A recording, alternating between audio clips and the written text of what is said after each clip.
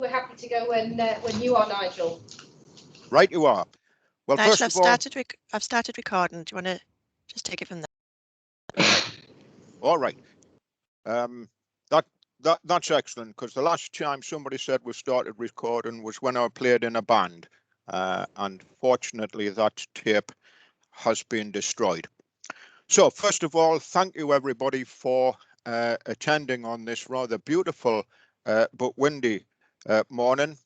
My name's Nigel Bryson, and I'm the Deputy Police and Crime Commissioner for County Durham, and it is my honour to be able to open up this public accountability meeting on violence to women and girls. I will now turn to my papers, and so I would like to thank you all for coming today and coming away from the work that you're doing, and thanks to Chief Constable Joe Farrell and members of the senior leadership team for joining me today to participate in this meeting. As I said, the focus of the meeting will be around violence against women and girls, and development of violence against women and girls strategy is a key priority for the Police and Crime Commissioner Joy Allen, and this is highlighted in a recently published police and crime plan.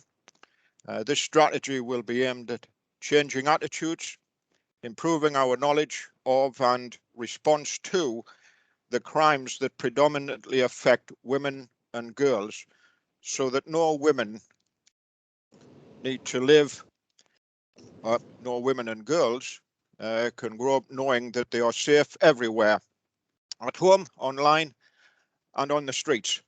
Partners in our area recognise the damage caused by violence and intimidation against women and girls. The impact extends across many aspects of society and has negative outcomes in education, health, mental health and employment, in amongst other sectors. There is a joint commitment to work together to enable women and girls in the communities of County Durham and Darlington to feel safer, and whilst there is still lots to do, I just wanted to mention some of the positive steps that are being taken to address these issues. It is recognised that we need to take a holistic approach so that when we can prevent these crimes from occurring, we prevent these crimes from occurring. That is why we have a whole range of interventions, from education in schools to change behaviour and mindset from an early stage, to targeted response from people displaying such behaviour against women, and opportunities for women to feel empowered.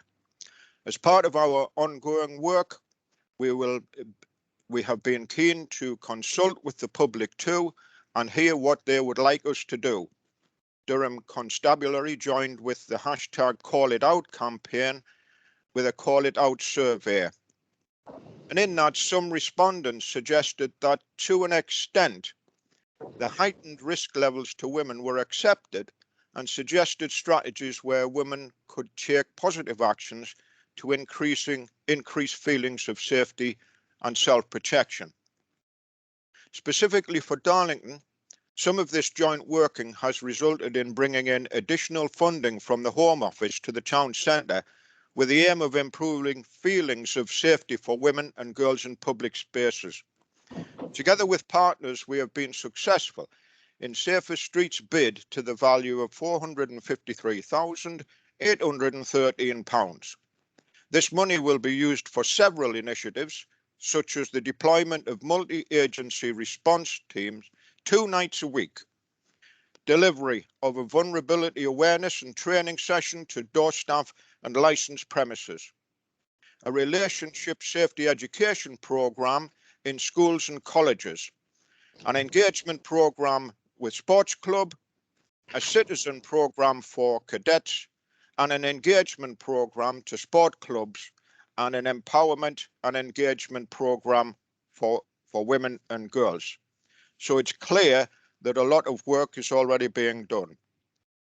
There are more preventative measures being introduced in the area. However, there are many excellent local violence against women and girls organisations who do fantastic work to support victims too. I'm delighted that this year we were able to secure additional funding from the Ministry of Justice for local organisations to support the victims of domestic abuse and or sexual violence in our communities. In addition, Joy Allen recently visited the Rape and Sexual Abuse Counselling Centre in Darlington, who support victims and survivors of rape and sexual offences. We also commission the services of Harbour, who support victims' abuse. Joy Allen has also met with many volunteers who sit on the domestic abuse and rape scrutiny panels. Scrutiny panel volunteers are vital because they promote real-life experiences, generate new ideas and ways of doing things, and challenge assumptions about existing ways of work. This in turn supports the Commissioner in providing a consistent and coherent and credible approach that results in evidence-based recommendations to the Constabulary for a positive change. Now I'd like to move on to explain some of the logistics, I should say, for this public accountability meeting. A full recording of this meeting, including all questions and answers, will be uploaded onto YouTube after this meeting and will be made available to the public. Traditionally, accountabilities where the PCC holds the Chief Constable and the force to account for policing in the area have not been open to the public or recorded, but Joy Allen wanted to address the current situation by being more open, accountable and transparent in the delivery of her duties and decision making, and I support this notion. The recorded meetings will enable residents to see how the accountability process works and the role the PCC plays in delivering an efficient and effective police service by scrutinising the performance of the force and ensuring it is responsive to the needs of the residents of County Durham and Darlington. I trust this new progressive approach will enable us to give residents the opportunity to raise what matters most to them, so we can hold the Chief Constable to account on their behalf and make County Durham and Darlington safer, stronger and more resilient to antisocial behaviour and crime. And at this point, I would like to take this opportunity to thank everybody who submitted questions around this subject. For all those who provided a name and address with your question, I will ensure that our office provides you with a personal response on the Commissioner's behalf. I think it would be useful for me to talk through the format and who is in attendance today at the accountability meeting. In a few minutes, I will invite Chief Constable Joe Farrell to say a few words and provide some organisational context and background information around the subject. There will then be a half-hour presentation delivered by Detective Chief Superintendent Adrian Green, Head of Constabulary Neighbourhood and Safeguarding Command, who will be present during the duration of this meeting to answer some of the questions. Following this presentation, a selection of questions will be asked by myself and also by our recently appointed Victims Champion, Michael Banks, and our Domestic Abuse Victims Voice Worker, Chris Mackay. These questions will be directed to the Chief Constable and her team to provide responses. It was noted that some of the questions received in our office had similar themes, so these have been grouped together, paraphrased, and will hopefully answer the most common queries. The meeting is expected to last around 90 minutes, and I do hope that members of the public will find the context of the presentation useful to assist them in having a better understanding about how we will continue to hold the force to account, to address local policing issues, and to ensure Durham Constabulary is an efficient and effective police force. At that point, I will now hand over to Chief Constable Joe Farrell for her introduction. Thank you. Thank you, Nigel. Good morning to everyone. Just to provide some context before the Chief Superintendent takes us through the presentation. Violence against women and girls, very high profile nationally. I won't go through what has brought about this focus, but for Durham Police, this has been a focus for me as the Chief Constable since my appointment in 2019. We describe across the force high harm offences, and that includes violence, sexual offences, domestic abuse, honour-based violence and stalking, and all of those offences have a disproportionate effect on women and girls. So this has been our focus for some considerable time, and we have delivered high levels of performance against these crime types over the last couple of three years. What's important to say is that we've put a lot of resource and focus in this direction, and we are by no means starting from a standing start in this space. And we welcome the opportunity today to identify, to present, to highlight the work that we've been doing and the focus and attention in this area. Particularly, we're going to talk about trust and confidence, so that people have faith in the police, in the local police, in terms of these types of offences, looking at our standards in quality of delivery. We welcome scrutiny and feedback from public and victims, looking at the focus we have around perpetrators, targeting those people who commit these types of crimes and do so on occasion on a repeat basis. Looking to use technology in order to make sure that we investigate to the highest quality and deliver the best outcomes for victims. And also looking about how we prevent and provide a feeling of safety in open spaces, and encourage and direct and educate young people around prevention in this space. And also in relation to our support to victims, both those that come to us sometimes many years after having become the victim of this type of offending, and I think that demonstrates that they have a confidence in us as a local policing force, and also those people who are victims and come and we see them through the criminal justice system, supporting them along the way. Our performance around rape and sexual offences is a very high quality, and we have very good outcomes through the criminal justice system, and that's been identified on many occasions across policing and in the national press. I'm confident that the quality of the investigations and the material that we present to our colleagues in the Crown Prosecution Service allows them to deliver the best cases into the court, and that ensures that we have those high rates of conviction, and we're able to provide the best support to victims.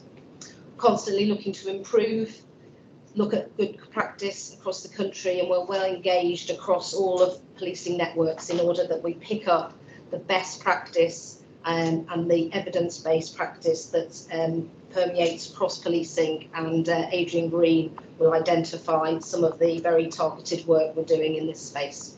So I'll pass over to Adrian and he'll take us through the presentation, and then we'll move on to the questions. Thank you. Share our screen. Good morning, everybody. Good morning. Just going to go through the forces strategy, but it's built upon probably two key documents, and that's the first is the Home Office National Strategy that came out last year, and the second one is the Year 1 MPCC Action Plan, and I've broken down the 4 key areas in accordance with that action plan. But before I go into that, the Chief's already spoken about high harm being one of, if not the top theme for the force to focus on. But all of this also ties into our values and our professional training as police officers. The other thing that's important to make is that this is a partnership approach, and the things that I'm going to talk about, as the Deputy Commissioner has already said, links in with a lot of partnership work that's already been done with schools, local authorities, third sector, and a lot of this is delivered by them in partnership through a holistic process. But the force's ambition is that together with our partners, we will promote and help build an environment where everyone, especially women and girls, feel safe and secure to live their lives free from fear, harassment, intimidation and violence. And we're going to do that by building trust and public confidence to report incidents to the police. We're going to take appropriate positive action against offenders, and we're going to listen and actively support victims to cope and recover. So our key principles are violence against women and girls in any form is not acceptable and it will not be tolerated. Every public space, home, work, education establishment should be a safe place for all women and girls. And all women and girls should feel confident to report their experiences of harm to the police directly or indirectly, safe in the knowledge that they will be taken seriously, that they will be treated with dignity and respect, and will be given the support that they need. And our actions to tackle violence against women and girls will be open and transparent to external scrutiny. The key principles to deliver this are that the lived experience of women and girls will be heard and their opinions respected, that violence against women and girls is a societal issue, and we'll work hard with our partners to tackle this issue together. And we will work together to ensure appropriate information sharing and strong collaborative working across the wider criminal justice system. The National Strategy for Violence Against Women and Girls identifies criminal offences that research has shown disproportionately affects women and girls in particular.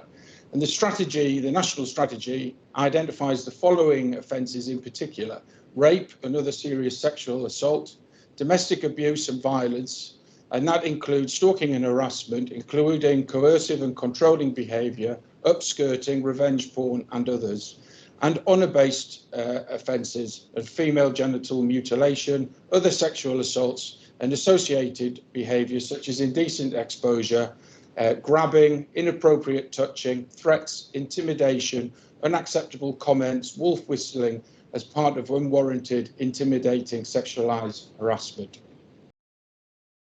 So the strategic objectives are to increase the level of reporting, to decrease the overall instances of these offences, to reduce the attrition rate within the criminal justice system and the end-to-end journey, to educate young people about harmful sexualised behaviour, the boundaries, relationships, consent, what's appropriate, what isn't appropriate, and it seeks to make the local environment safer and reduce the levels of perceived fear, especially in the focus of the nighttime economy environment, key strategic routes within our communities, remote locations frequented by women and girls where other bystanders or guardians are low in number, educational establishments, especially universities, and the cyber environment.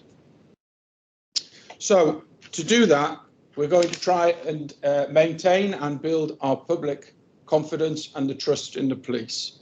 And some of the ways that we're doing that are to continuously train and support our staff in the delivery of policing within County Durham and Darlington, and to improve their ability to identify the nuances of vulnerability, which can be quite specific and quite camouflaged.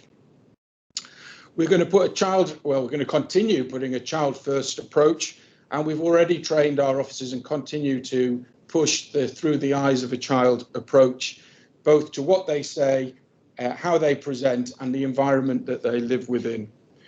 We're obviously constantly developing our approach and understanding of digital evidential opportunities, and also the approaches that offenders might use digital to exploit their victims.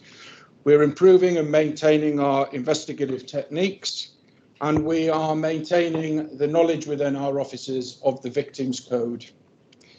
We have got ISVAs and IDVAs to support our victims through the criminal justice process, and we are making sure that we are developing our approach and our understanding and ensuring that our officers grab every opportunity to support unsupportive prosecutions so that we take the pressure off victims who might not want to pursue a prosecution as a witness, but the evidence is there to actually prosecute offenders and keep people safe.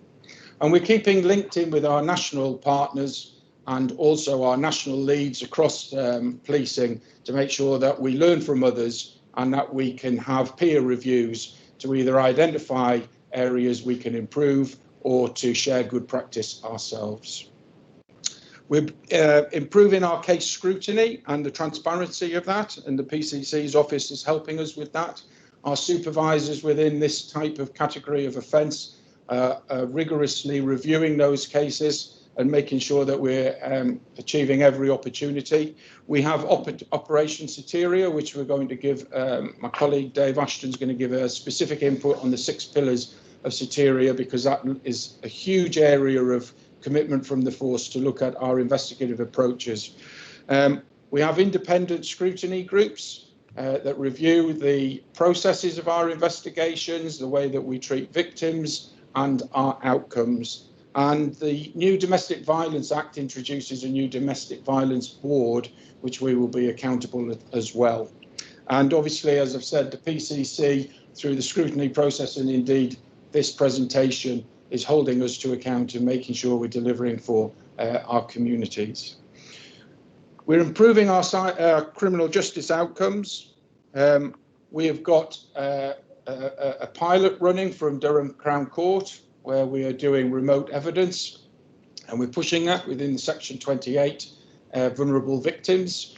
We're looking at establishing increased number of courts, so there should be another one coming online in Darlington shortly. So that will mean that vulnerable victims can give evidence remotely from premises away from the court, so they don't feel intimidated and they feel more supported in a nicer environment. We're continuing with our training continuously to make sure that officers promote outcomes and we present good evidence to the courts. And we have good, strong links with our CPS and meet them frequently. And they offer clinics and early advice to our officers to try and make sure that the investigations are effective from the very beginning. And we also work very closely with our social services and local authorities, education and third sector partners to achieve this. Fundamentally, at the heart of what we're doing is what we recruit and how we deliver our code of ethics. And our professional standards and our HR teams are making sure that our new recruits are vetted appropriately, join the force with the right outlooks, share our values, and that we can embed them with training. And that is obviously subject to vetting. And clearly, obviously, that is lifelong, because we will continue to vet our officers, we will continue to promote the code of ethics, and we will talk about our values all the time to make sure that anybody who steps outside of those values and that behaviour are dealt with appropriately. Public transparency is really important. We have promoted body-worn video, rolled that out across the force so that we have that evidence, but also we can actually learn from incidents from that video and also present what we've done to the public for a good scrutiny. We're doing far more explaining of what we do, and obviously the packs, and we did online pack through the coronavirus, we never stopped. We're doing far more consultation, and I think it's really important that as part of our trust and confidence, we explain more to the public what we do, as well as listen to them. We're scrutinised by government, we're scrutinised locally, and obviously our performance is shared online through HMIC and some of the government websites that we have. So hopefully those things will continue to give the public within Darlington and County Durham trust and confidence within the police, and we will maintain and improve that as we go along, and that metric is obviously reported on as part of our performance figures. In terms of the private space, just move that along. This is regarding your rape, hardcore sexual assault, things that happen at home in terms of violence towards women, domestic violence, coercion control, etc., and some of the honour-based issues that can arise. We're keen to actually promote people to have trust in us to actually come forward and report. So we're hoping to see an increase in reporting of these offences, And one of the ways that we would like to see an improvement is actually an increase in the acute reporting rather than the historic. And what we mean by that is that actually people will come forward at the point where the offences have occurred, certainly within the 10 days, rather than waiting a year or two to have the confidence to tell us. And we're starting to see a shift within that metric. We're starting to see people come forward more early. But obviously driving down those offences, it might get a bit skewed when we're trying to increase reporting. So we'll have to try and understand that as best we can. We're making sure that victims are supported, taken seriously, can report in confidence. We want to hear what has happened. We want to understand how we can help them, even if that means that they don't wish to actually prosecute. It's really important that they have the confidence to be able to tell us what's happened and to communicate that with us. And we want to make sure that the journey through the criminal justice service, they are supported throughout, and we put provision in to make that happen. Obviously, Satiria, which we're going to come on to, is a big project that the force has undertaken, and so we'll talk about that in more detail. Got far more engagement around these issues together with our partners and some of the funding that we've achieved from central government. We've got dedicated support professionals, and we're increasing that number. We've got the Section 28 pilot from Durham Crown Court, and I would expect to see that widened, and we're doing more video interviewing so that actually we can take the pressure off people having to give personal witness testimony in the courts in the future. The government are predicting that the police service in the UK will probably do about 700,000 more of those interviews, and the force is already looking at how we can expand our capability to deliver that. I've said already that we've got the improved digital body-worn video, but we've also got improved digital capability, and I'll come on to that a bit more when I talk about cyber. In terms of the domestic violence abuse, well, all of the above supports that, but we've got some specifics around this. We're trying to do far more unsupported prosecutions. So as I said, we take the pressure off the victim, but we also keep people safe. We've obviously got the disclosures that we make to women who form relationships with people who are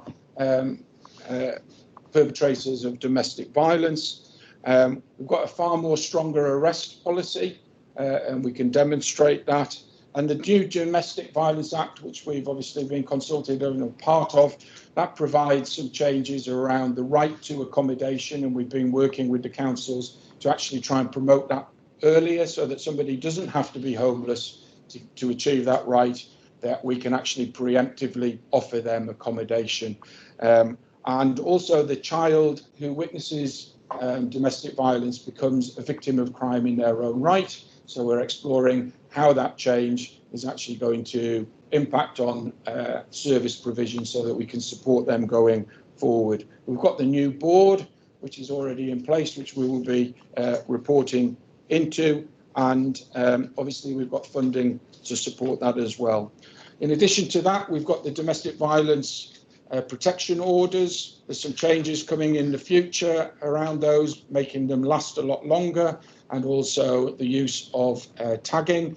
But in the intervening period, we're investing in smart water protection so that people who have got non-molestation orders or domestic violence protection orders actually are provided by the police with Texas alarms, which will allow them to report their location so we can intervene very quickly, regardless of where they may be.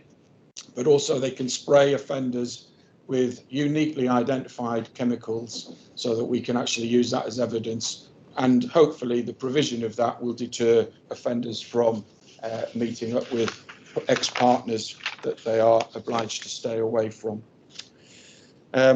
We've talked about the remote evidence links and the promotion of giving evidence from court remotely. And this means that we have less court appearances for our victims, and we have the best and easiest evidence capture for them. We're training our people in identifying the vulnerability, as I've already mentioned. We're looking at repeated officer training to make sure that this is at the forefront of their approach. We're working strongly with the partnerships, and the Deputy Commissioner has talked about some of the work with Safer Streets 3, and the Safer Women at Night funding that we've achieved. But far more scrutiny with independent reviews of domestic violence cases. We have trained SIA door staff, taxi drivers, we've provided taxi marshals, we're doing some work with hoteliers, and we have got victim needs assessment training with our officers so that they can actually do bespoke service journeys for our victims. Increased offender management.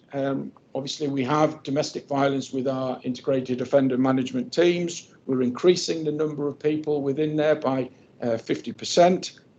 We're getting stronger MAPA, where we look after registered sex offenders and violent offenders, and the work that they do in connection with domestic violence to actually manage offenders. And we've got increased witness support for people going to court and more engagement with third sector for when they exit that criminal justice journey.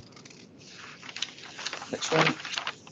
So I'm just going to hand you over to Dave Ashton. He's going to go into the detail of Operation Satiria and how that's going to impact some of this work.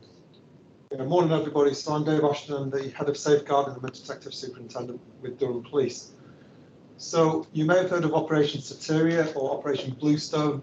It's known by both names. And what is that? It's basically a Home Office-backed initiative to bring together a team of pretty high-profile academics to work with the police service to see how we can improve outcomes and responses to those who suffer harm through sexual offences and rape in particular.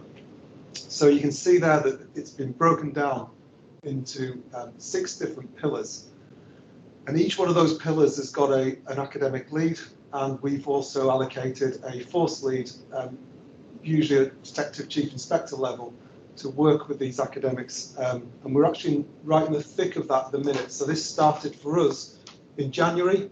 However, this team of academics previously worked with Avon and Somerset Police earlier last year, and then just before they came to us, they spent 3 months in the Met, where they're working down in London and using the same methodology. So these we vetted about 50 academics from a whole range of universities from across the UK and further afield as well. And basically, we have opened our doors to them. These academics have got no allegiance to the police service. They come with a great deal of experience from their backgrounds, and really we've opened ourselves to be scrutinised so that they can have a look at all of our records. So, for example, we've shared over 30,000 records of sexual offences. A lot of those relate to domestic abuse as well over the past 4 years, and then we've given them even longer histories in terms of some of the offenders involved in that work. So we've opened the doors to them. We're right in the middle of it at the minute. It started in January, and I'll just talk briefly about each pillar. So the first pillar is about suspect-focused investigation, and that really asks the question, are we looking effectively at what the suspect's doing when they commit a sexual offence? And that might sound fairly obvious, but sometimes investigators look at the credibility of the victim, and some of the barriers and the vulnerabilities of the victims actually mean that we don't have that suspect focus in terms of what the suspect's actually done to plan and prepare this offence. So that's one angle. The next angle is how actually we deal with those offenders who come back to us several times and commit a number of offences. We've already got a number of initiatives in place and a number of work streams around domestic abuse. There's something that we call MATAC that looks at some of the top offenders in domestic abuse who repeatedly come back and offend against victims. We've also got things like MAPA in place and MARAC in place. So we've already got places to deal with that issue, but this is going to be a further level of scrutiny.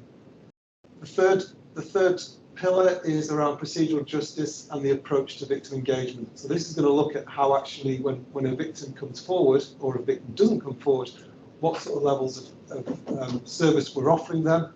And that's in conjunction not only from the police service, but things like independent sexual violence advisors, independent domestic violence abuse advisors, so ISVAs and IDVAs.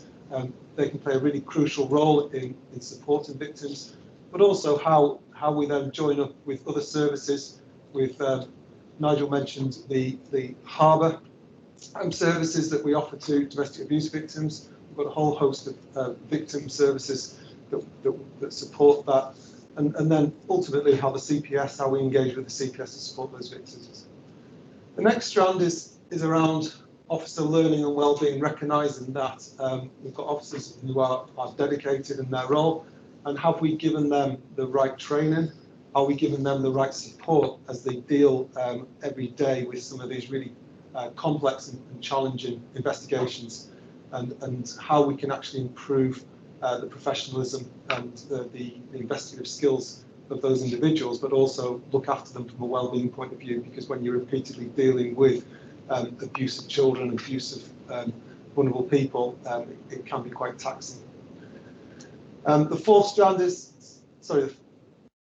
strand is around effective use of data, so how we use data analysis to the best effect in terms of identifying some of our serial perpetrators and so on.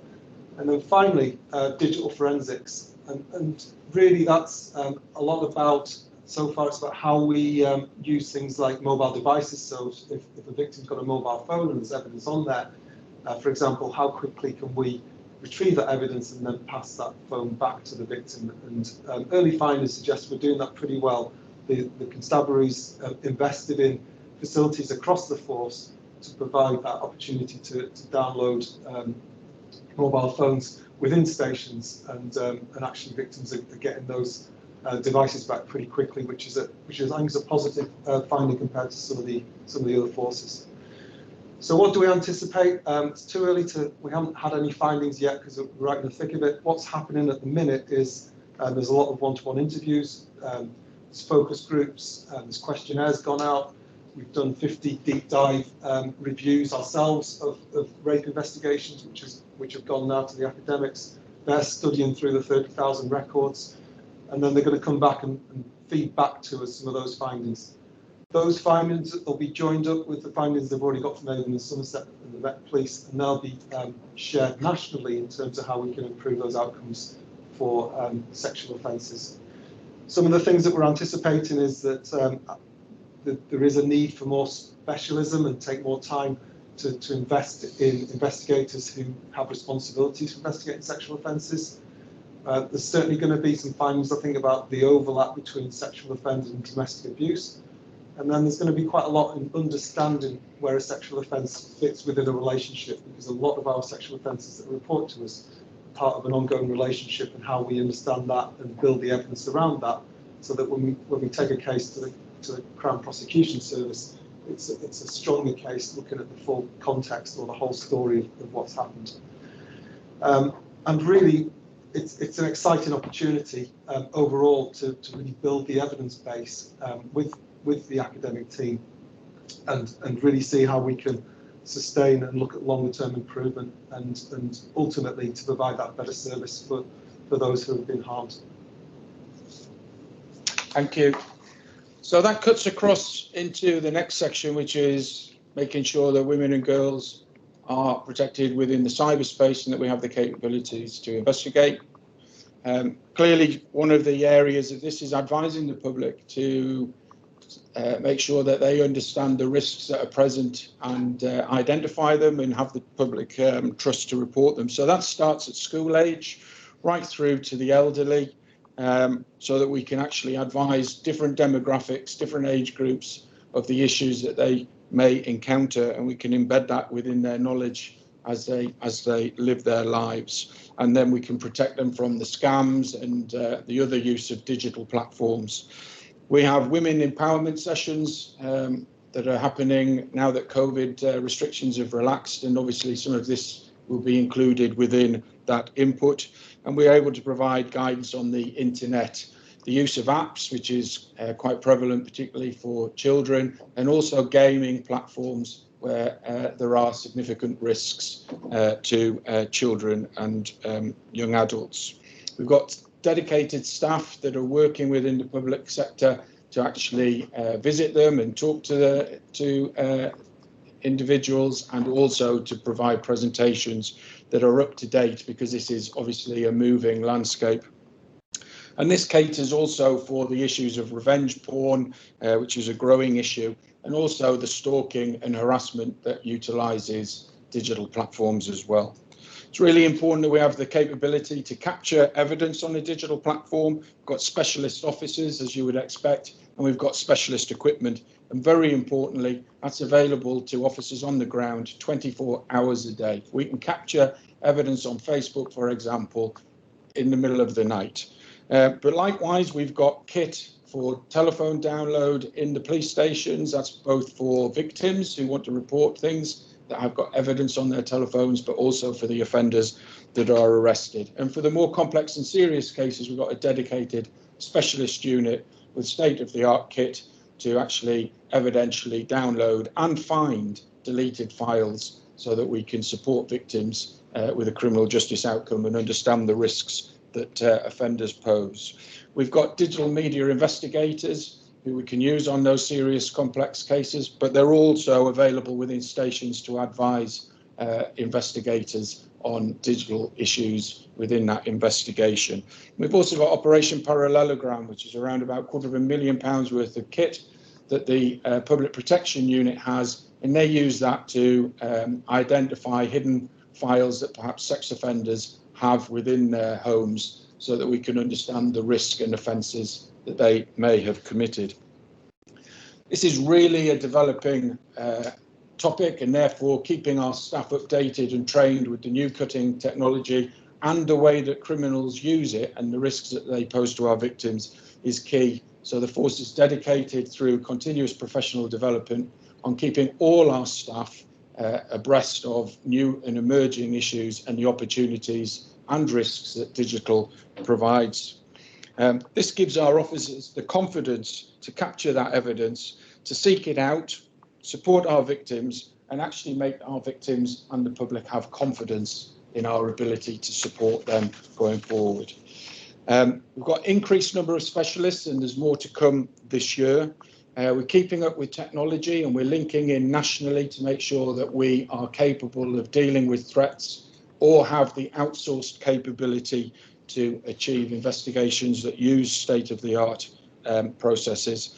And we're also acutely aware of trying to be as least intrusive to our victims as possible and have the right amount of kit to just download that which we need.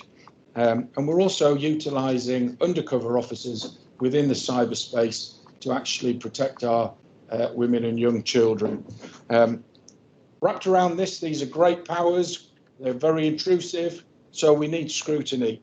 And obviously, we've got supervisors that need to sign off on downloads for telephones. We've got our independent advisory groups. We've got our scrutiny boards, which are independent. And obviously, we've got the PCC, together with HMIC and other national bodies that come and scrutinise our adherence to codes of practice and legislation. We have the national tracker for vulnerability, and we've had good praise on that and the way that we introduced it. And we are also within our multi-agency child sexual exploitation groups that are obviously looking at the national issues of county lines and also sexual exploitation. Obviously, this deals with the offences that have been committed or could be committed, but one of the real important issues that we need to address is the ability for women and girls to live their lives within the public space and to have confidence to have an empowered life to lead it as they would wish. And we're doing loads around this area of work with our partners, utilising government funding together with funding from the force. We've done a Call It Out survey, and that's been supported with some other work from our local MPs, which has given us an insight into some of the issues that women and girls feel are impacting on their lives. We're consulting hugely, and I'm incentivising that consultation in the nighttime economy with women and girls, with schools and colleges, with sports clubs, with large employers, and also the wider public. We've got Safe Space Hub in Durham City now, and we should have one in Darlington very shortly. That means that there is a safe place to go to for women and girls and other vulnerable people, such as LGBTQ, transgender, disability people, or even men and boys who feel that they're vulnerable and need help. And that's a safe place for them to go to, where there will be trained people from multi-agencies to actually support them and get them home. We've got improved CCTV, we've got improved street lighting, we've increasing the wattage of street lighting within the nighttime economy and strategic routes, and we are lighting especially taxi ranks so that the people feel safe and there is a reduction in the potential for violence, and that supports the provision of taxi marshals. We've got a process to check for lights that are being impeded by foliage, and also we're looking at how we can enforce the cutback of hedges in compliance with the local bylaws. Why? Because women and girls are saying that the hedges that impact onto the pavement are actually really causing them to be frightened. So we want to address that with members of the public. We're doing empowerment sessions with women, should achieve 800 people at their request, understanding the issues of violence against women and girls, some self-defence, some input on reporting domestic violence, and as I've already said, some of the cyber issues that I've said. And we're also doing some work on train the trainers within the private sector and business, so that actually they can then deliver the same training to their workforce and enlighten them on these issues. We're doing relationship and boundary inputs at school. 5,000 children will receive training, and then we should be able to roll it out even further. We've got citizenship work together with police cadets and the Youth Justice and Engagement Service. We're working with Duke of Edinburgh to make sure the same input goes in that locally, and we've commissioned from the colleges and sixth form A-level students to develop their own artwork, which actually shows how they perceive the issue of violence against women and girls at their age group, and that will be going on buses and a local gallery, which then engenders debate and further workshops. We've hired a theatre group so that those people who are more visually aware can actually engage with some of the presentations to actually discuss this issue further, and also we're developing videos so that we can actually go on via a different platform to address some of the continuing issues around empowerment. Pub watch is a key area. We've got and maintain a vibrant nighttime economy, but we want it to be safe and we want it to be inclusive. We know that we've got the national issue of spiking, and Durham and Darlington have not been involved with that, and we've obviously provided equipment there to actually try and protect people's drinks and to offer guidance. But we also are paying for the increased radio network. We're paying for that. We're putting phone chargers within quite a number of public premises, so that actually people who want to make a phone call but their battery has gone flat can actually arrange for lift homes or make sure people know where they are. And actually we're pushing the media around this to make sure that people know that it's a safe place and what they can expect. To support that, we've trained quite a large number of SIA door staff, taxi drivers and licensed premises employees, so that they understand what vulnerability is and can identify it. They know how to respond and what to expect from the police. They understand what's acceptable and what isn't, and they have the confidence to intervene and not just eject people from the premises.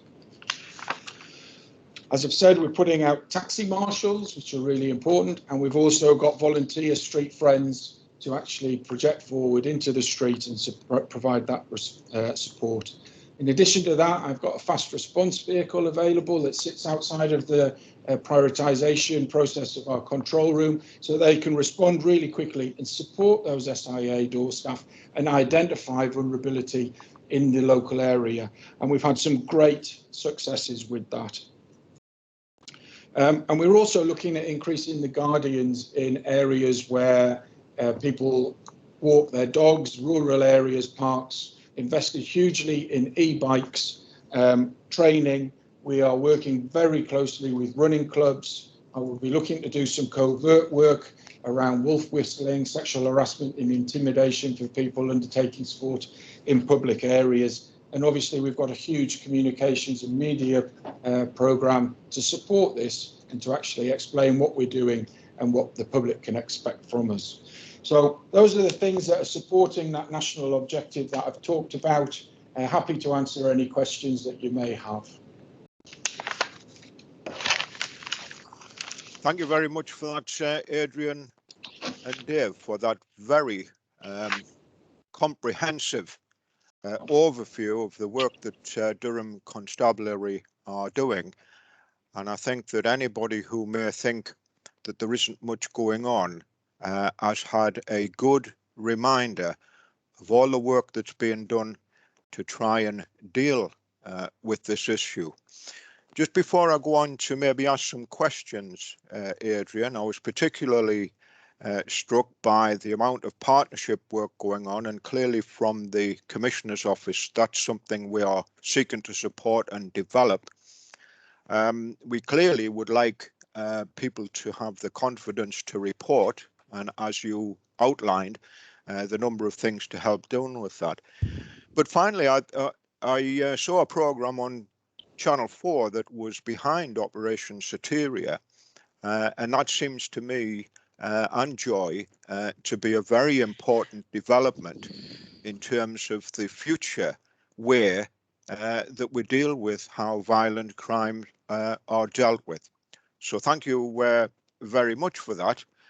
And it is now beholden on to me to open up some questions, and Michael and Chris will continue after me. Now you have Adrian. Sorry, apologies, Nigel. Just before you do that, I've just seen the Chief Constable wants to come in. I do apologise. You were at the bottom left-hand corner, Joe, so it was just out of line of my eyesight. Yeah, thank you. Just before we go into the questions and looking down through the questions, we've obviously touched on many of the topics that come out through those questions, but just to reinforce the excellent work that's been done.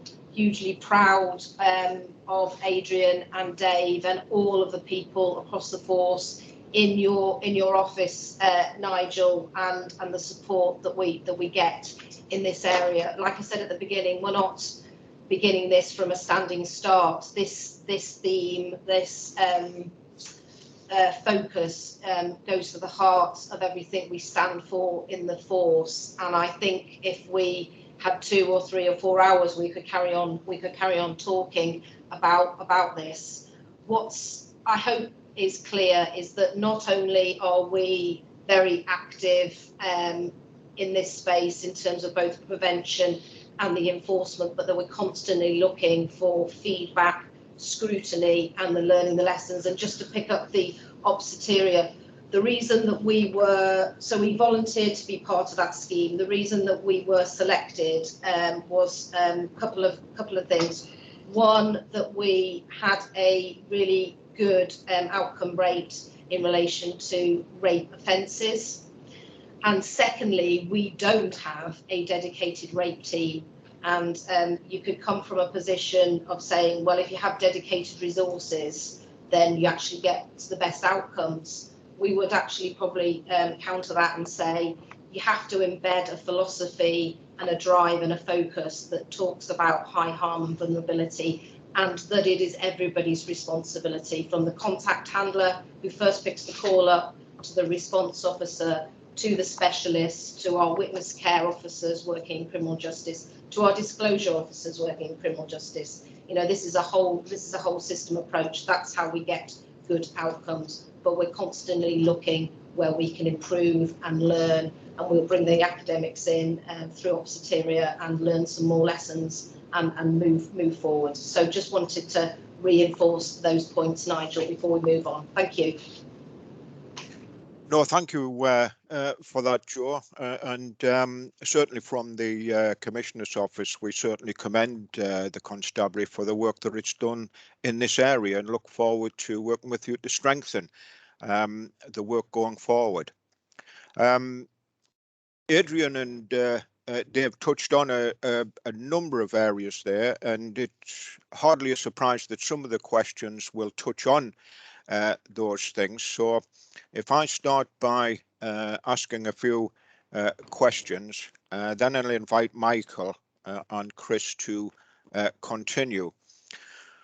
So if I can just ask, and these are being taken from public comments, how are the force addressing online activity that may put young girls at risk of online grooming or sexual exploitation? You've touched on this, but I was just wondering if we can get something more specific.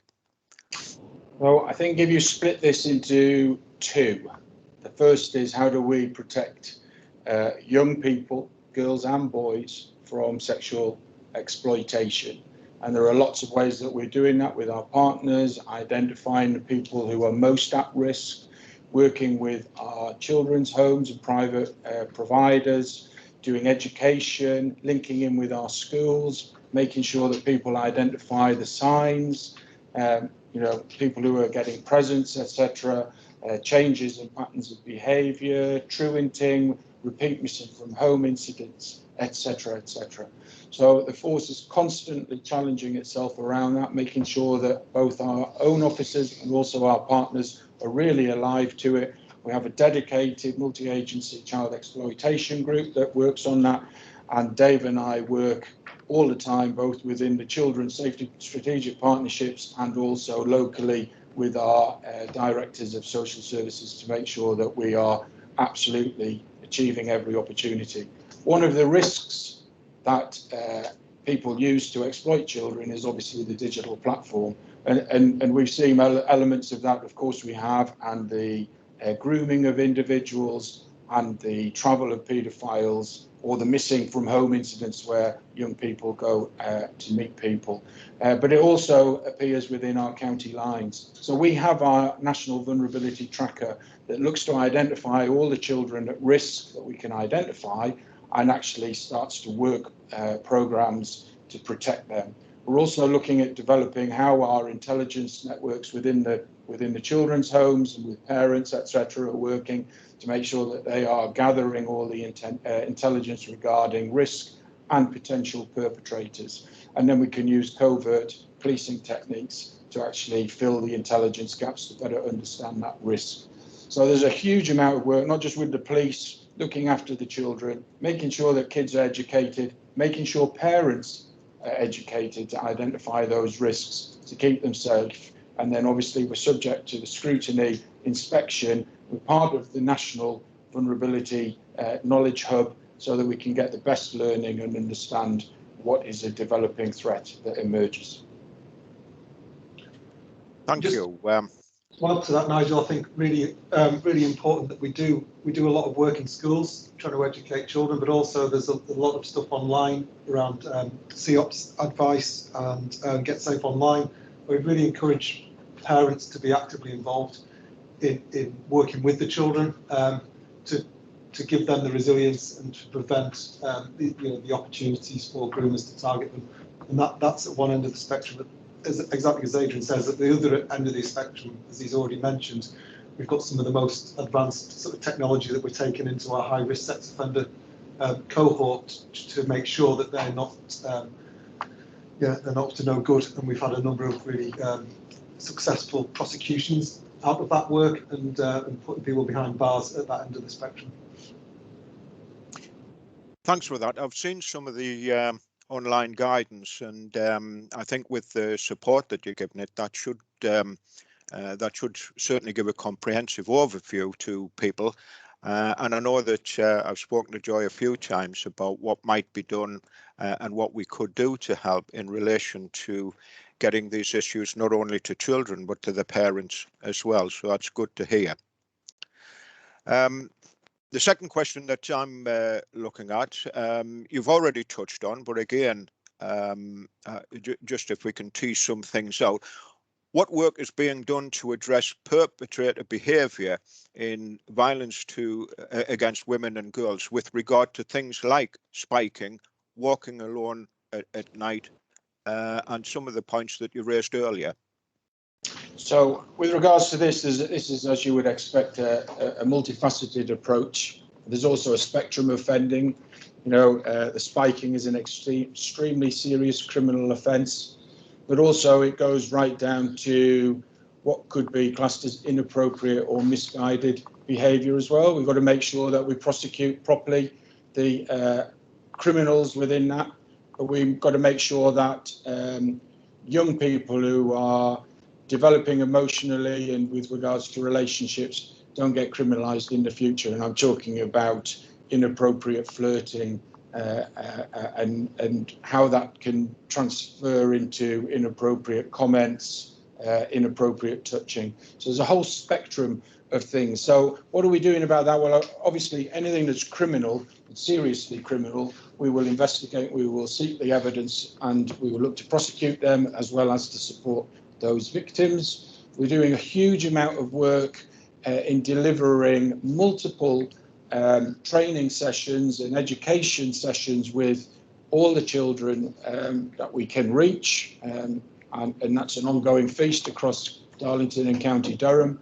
I've already talked about the actual straightforward input that we're going to be giving to all of the children. There's a poster campaign going into the schools and colleges, and we've also got a theatre group going in.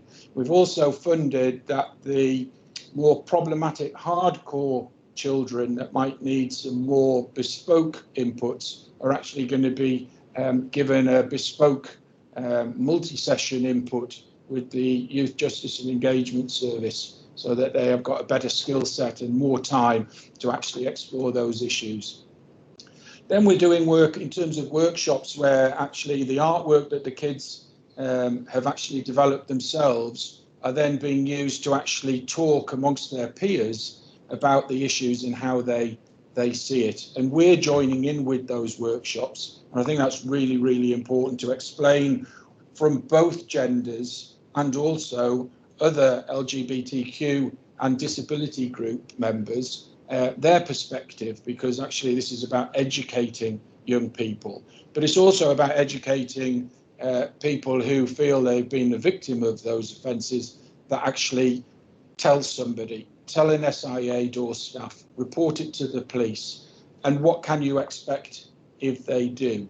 And so there's a whole multifaceted approach to how we are dealing with this. Spiking is just a straightforward criminal offence, a very serious one, and we will throw all of the investigative capabilities to that with a criminal justice prosecution, right through to the fast response car, which has got a little bit of extra training to actually identify somebody who just needs words of advice, who has been slightly inappropriate in a pub, or to arresting somebody who's being held by SIA door staff for what they have done as a sexual assault.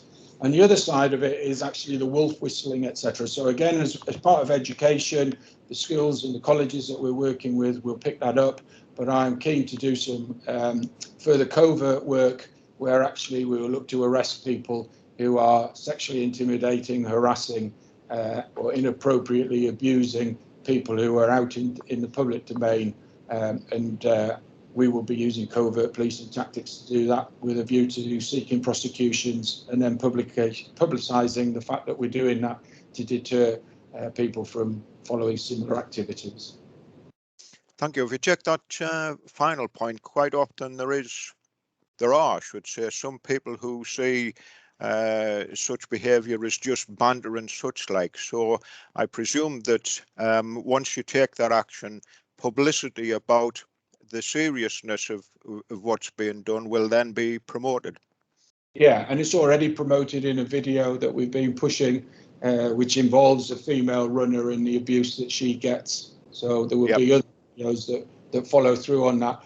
The empowering of women, part of the battery charger, so that people can keep their phone open, they can get a taxi safely, they can phone down if their phone charger has gone down. But the other side of it is, if not, go to the Safe Space Hub, and you'll be looked after and cared for, and we can ring a taxi or a lift for you, or reunite people who've got separated from friends so that they're safer. Yep. Thanks for that. this is coming into the criminal justice system. What work can the force do on their part to help improve court delays and the victims' impact, those delay and the impact it has on victims that those delays have? Yeah, so there's a few things on this. So the first part isn't the court delays, it's actually the length of time that it takes to investigate. And the Operation Satiria that my colleague has talked about is key to that. Our ability to capture crucial evidence straight away is part of that, and our staff training is part of that, so that we can really be clinical and streamlined in our investigation so that it's ready for CPS decision in the shortest possible time. And we monitor the length of our investigations. There's some things that we are struggling to impact on that in terms of the forensic turnaround, they're national issues. But once it goes to the CPS, if we give them the evidence that is required and the best quality file, then hopefully the delays within CPS will be reduced, and then the case is going to court if charge decisions being given.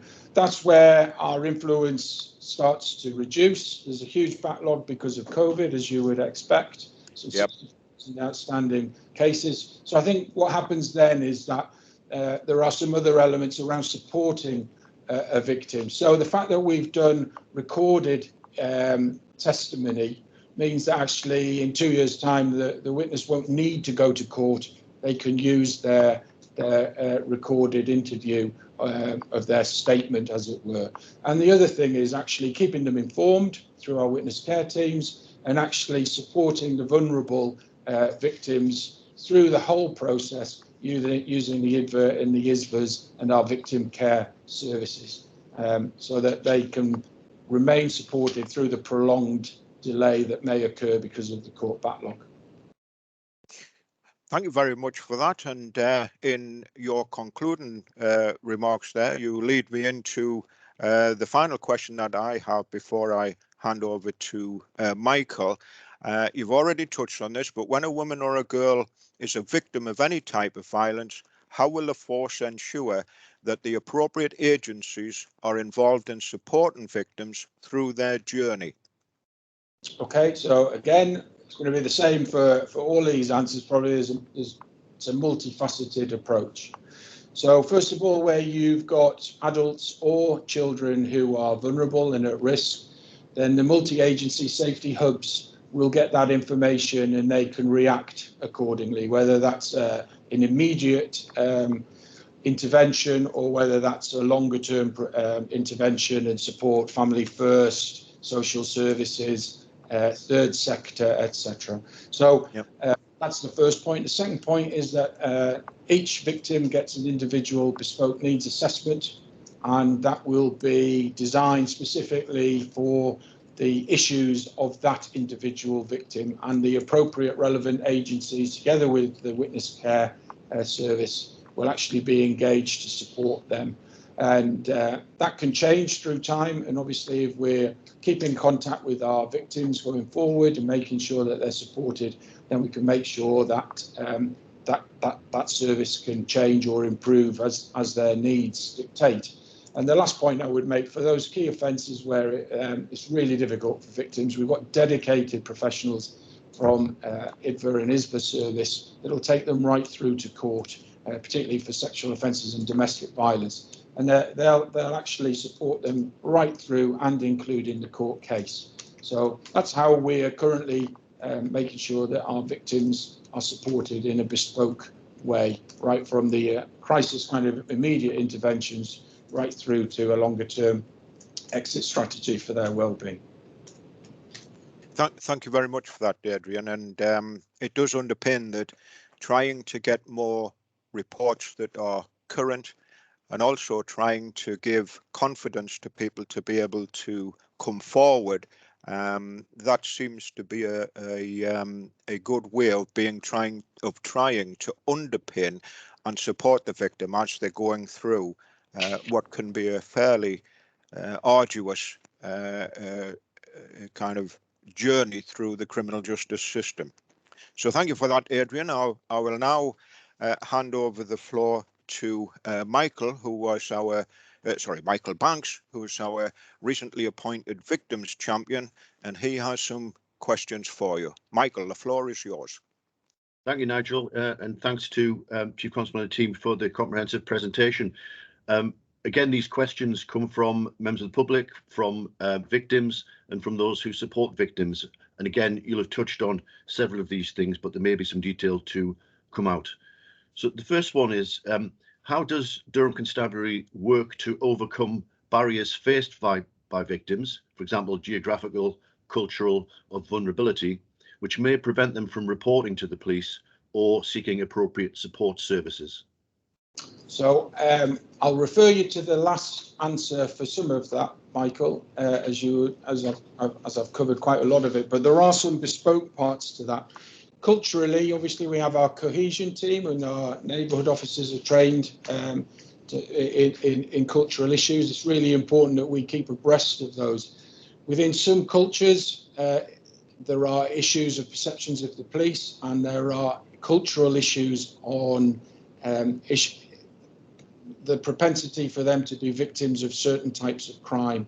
It's very, very important that we engage with those communities, that we have their trust, we build their confidence, and either through third-hand reporting or directly to the police, they have the confidence to be dealt with sensitively, in confidence if needs be, and that they understand how they'll be treated and what the outcomes will be, because those are going to be very difficult, sensitive issues.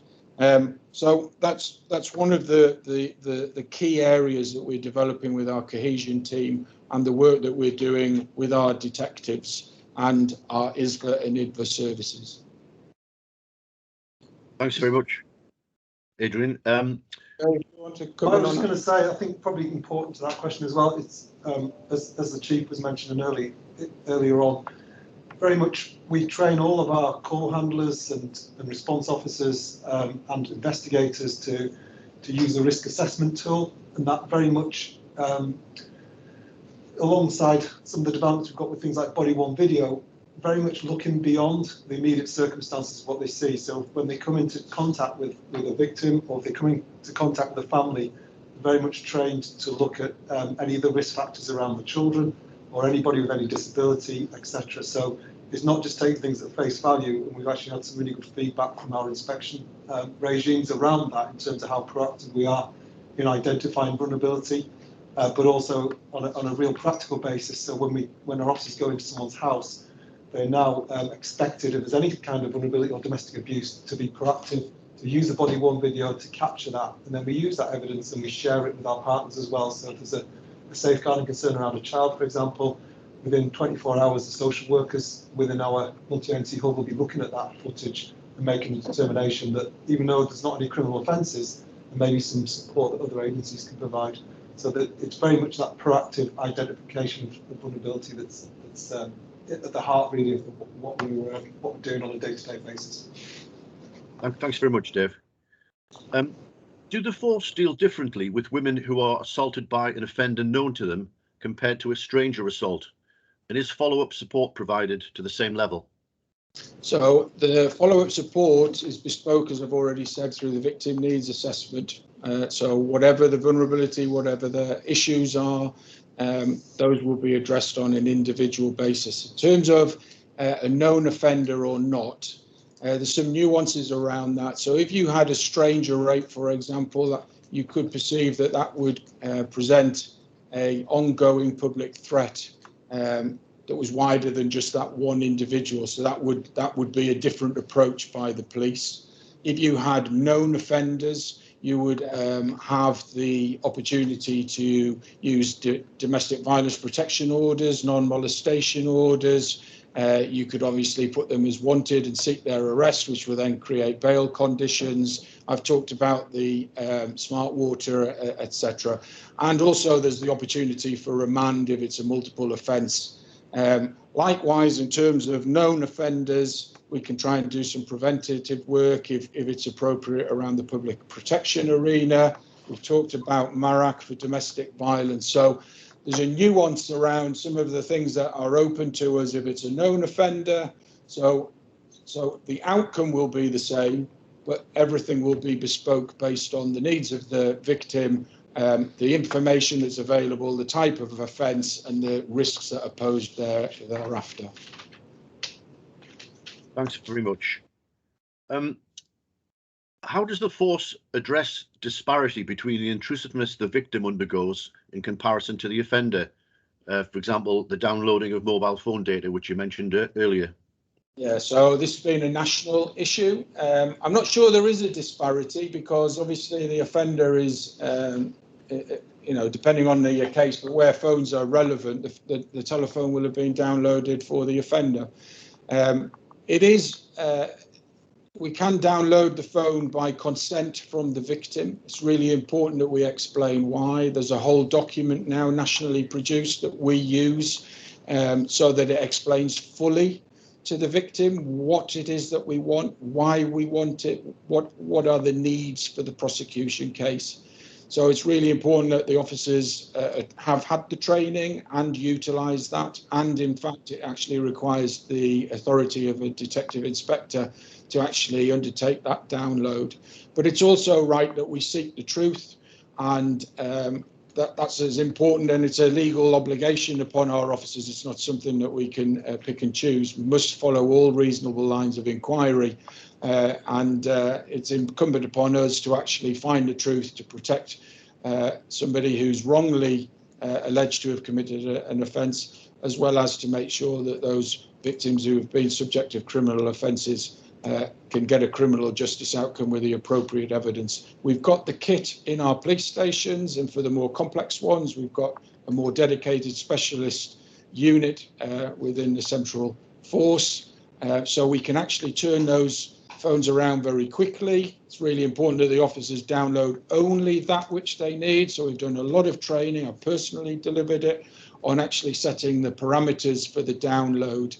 And for those phones where we cannot do it within 24-hour turnaround, I have in every police station mobile phones that we can actually give to people temporarily while we have their telephone, so that they're not without communication.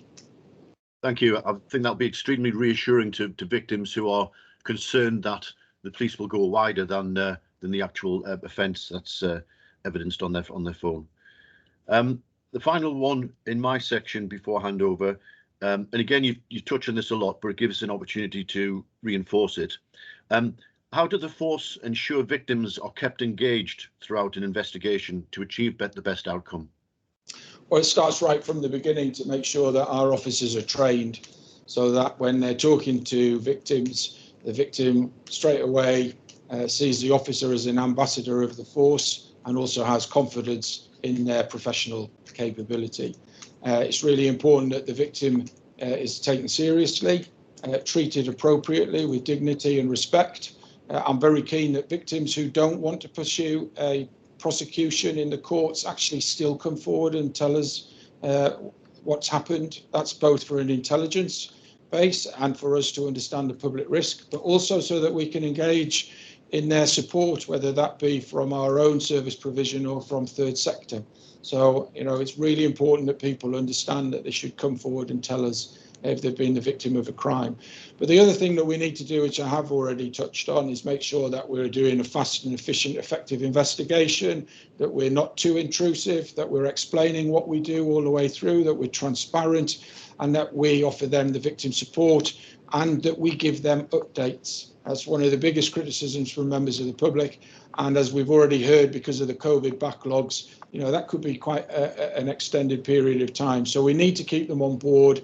And the way to do that is to keep engaged with them, to answer the questions, to offer them the ongoing support and keep them updated as to the journey of that investigation. If we can take some of the pressures off them for the end, because we can do remote evidence link, or we can use their recorded testimony in court, that's great. And it's also important that through the Victims Code, we explain to them where they're vulnerable, what we can do at court if they have to go to court, to actually make it a more safer, confident,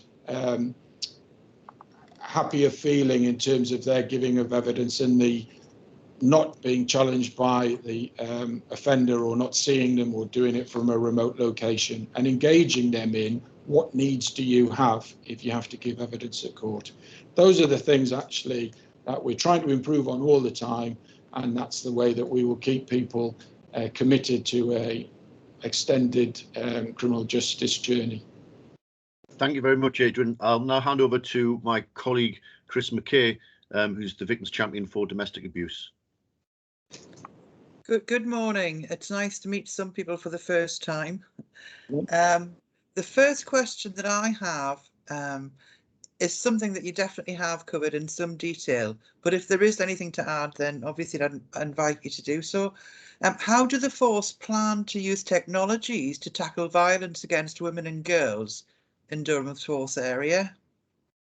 Well, obviously, we've talked quite extensively on the kind of cyber area. So where you've got communication through phones, through digital platforms, we have an ability to capture that very quickly and to react accordingly.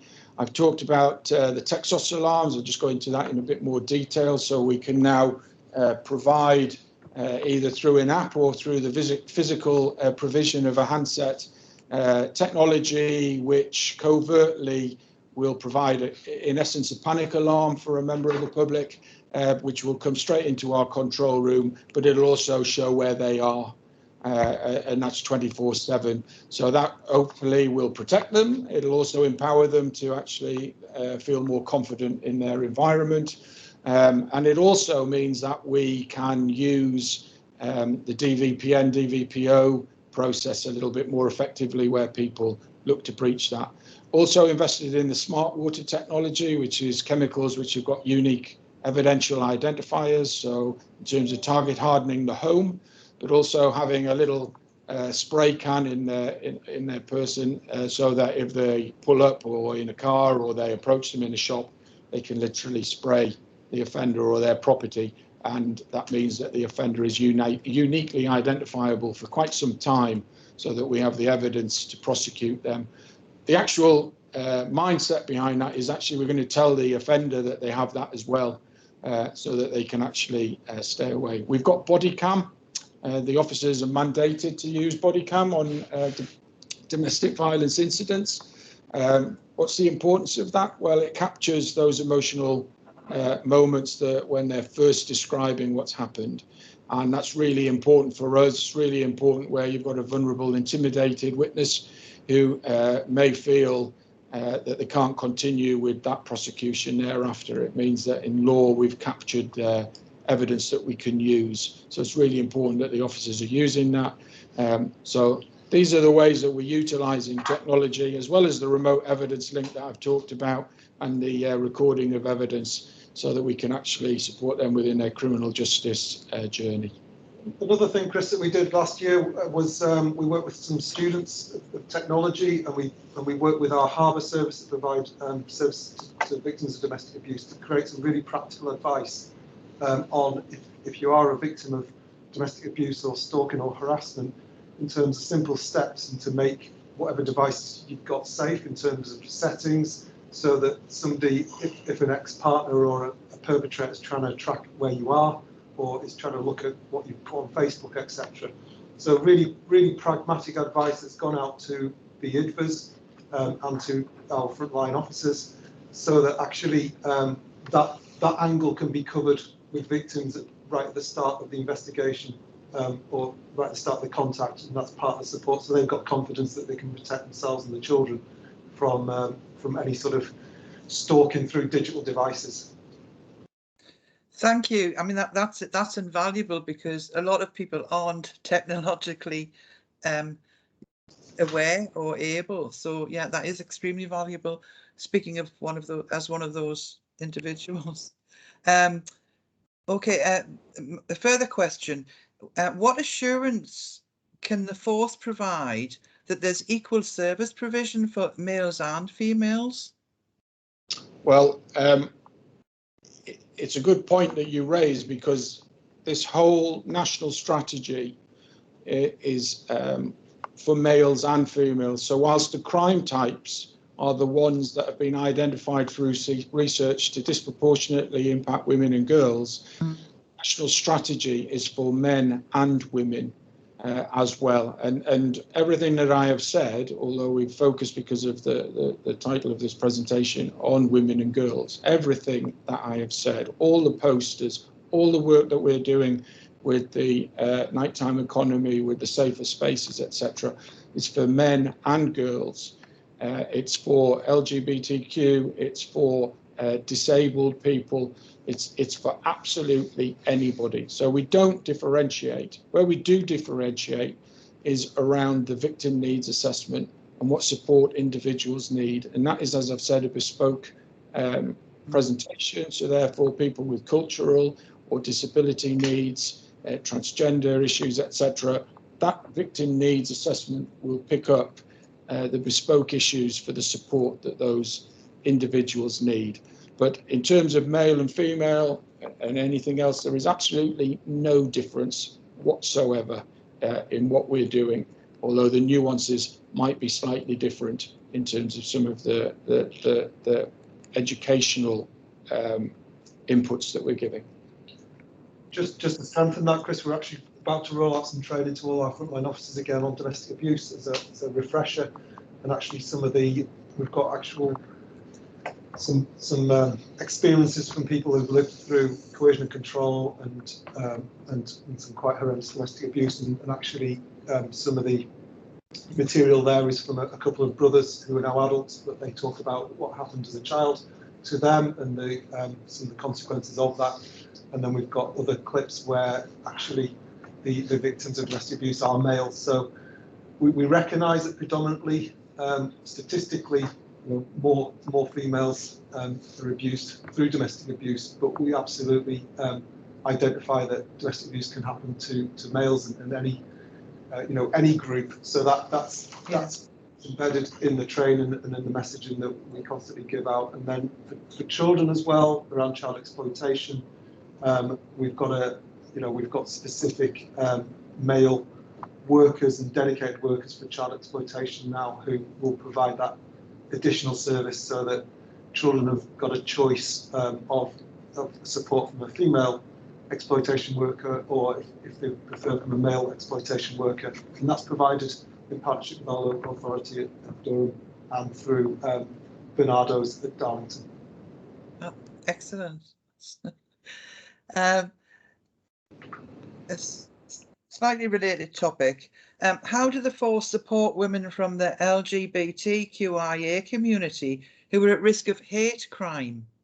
So I think it kind of, some elements of that mirror the answer that we've already discussed, but I think it's important that all hate crime that's recorded within the force goes through a specific process of significant scrutiny, both at the point of investigation, but also at the point of conclusion, so that we have made sure that every opportunity has been achieved, both in terms of the victim support and also the criminal investigation.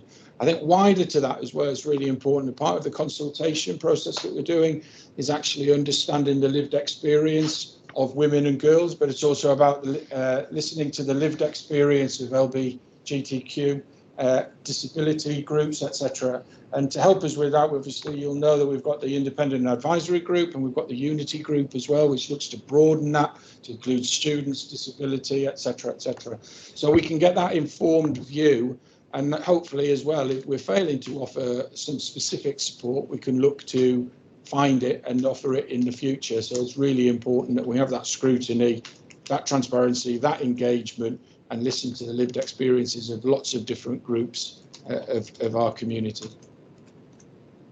Thank you for that.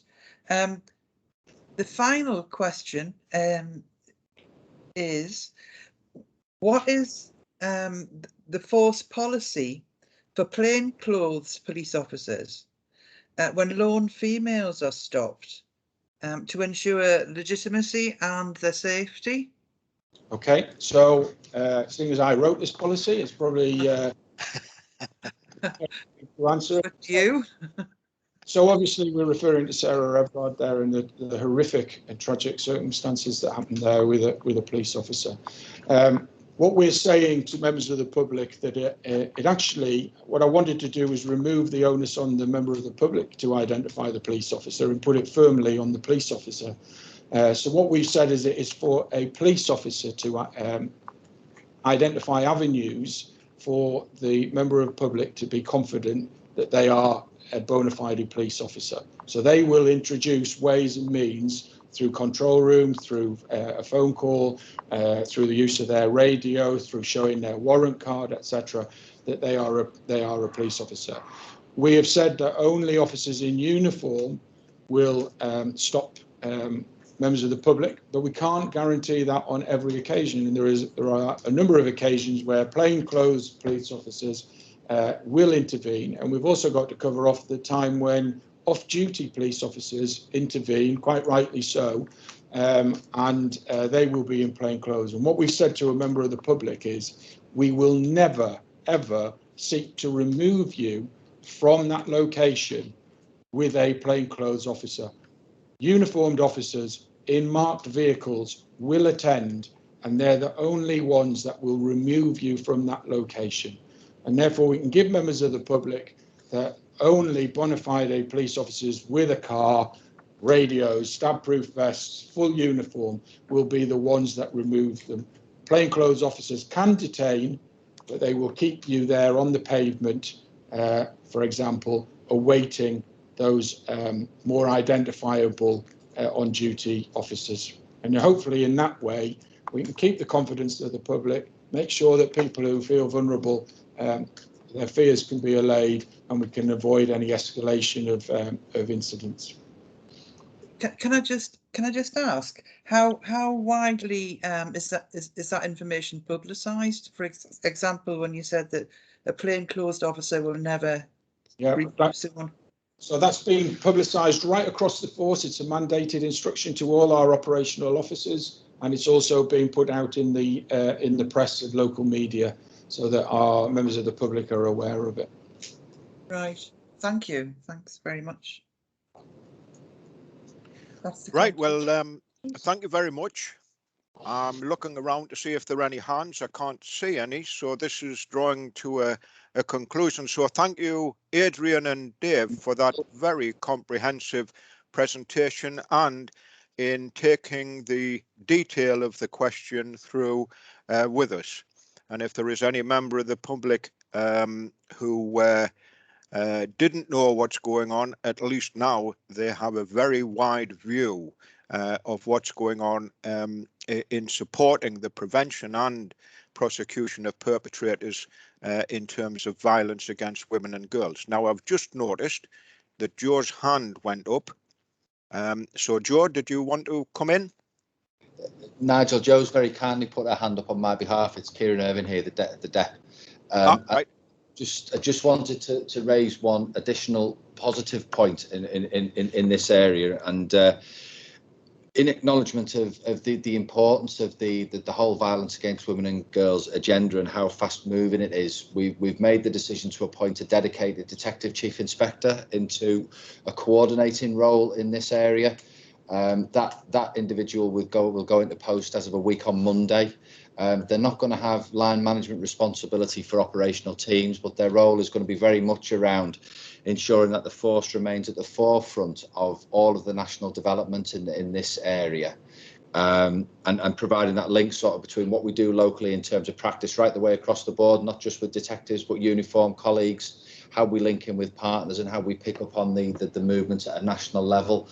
You'll probably have seen, and I'm certain it's sort of brought about the focus in this, the appointment of a lady called Maggie Blythe as a Deputy Chief Constable at the national level to lead on this, and we wanted to ensure that we kept ourselves as far in front of this particular curve as we could through the appointment of a local lead.